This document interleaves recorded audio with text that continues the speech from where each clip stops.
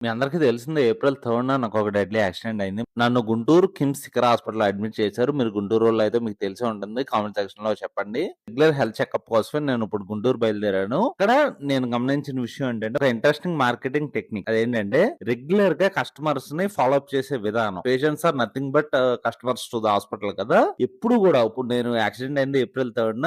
నెల రోజుల పాటు హాస్పిటల్‌లో ఉన్నాను. తర్వాత నేను డిశ్చార్జ్ అయ్యాక ప్రతి 15 రోజులకి నాకు రెగ్యులర్‌గా హెల్త్ చెకప్ చేసుకోవాలన్న విషయం నాకు గుర్తు చేస్తూ ఉన్నారు. అపాయింట్‌మెంట్ ఎప్పటికప్పుడు బుక్ చేస్తూ ఉన్నారు. ఇది మన బిజినెస్‌కి కూడా వర్తిస్తుంది. మన బిజినెస్ అప్పుడు మన బిజినెస్ ఎస్టాబ్లిష్ చేశాక చాలా మంది రెగ్యులర్‌గా డౌట్‌లు అడగడానికో లేకపోతే ఏదైనా విషయం తెలుసుకుందామని బిజినెస్ దగ్గరికి వస్తారు. వాళ్ళు మన కస్టమర్స్ కింద కన్వర్ట్ అయ్యే ఛాన్స్ ఉంది. వాళ్ళని మనం ఫాలో అప్ చేయడం మర్చిపోతాం. వాళ్ళ కస్టమర్స్ అయితే వాళ్ళే వచ్చి కొనుక్కుంటారు కదా! మనం ఫాలో అప్ చేయడం ఎందుకని మనం లైట్ తీసుకుంటాం. సో దీనివల్ల మన సేల్స్‌ని కోల్పోయే అవకాశం ఉంది. సో మనకంటూ ఒక బిజినెస్ ఉంటే సో ఖచ్చితంగా ఈ ఫాలో అప్ చేయడం అనే దాన్ని అలవాటు చేసుకోండి. ఖచ్చితంగా వాళ్ళు సేల్స్ కింద కన్వర్ట్ అయ్యే ఛాన్స్ ఉంది.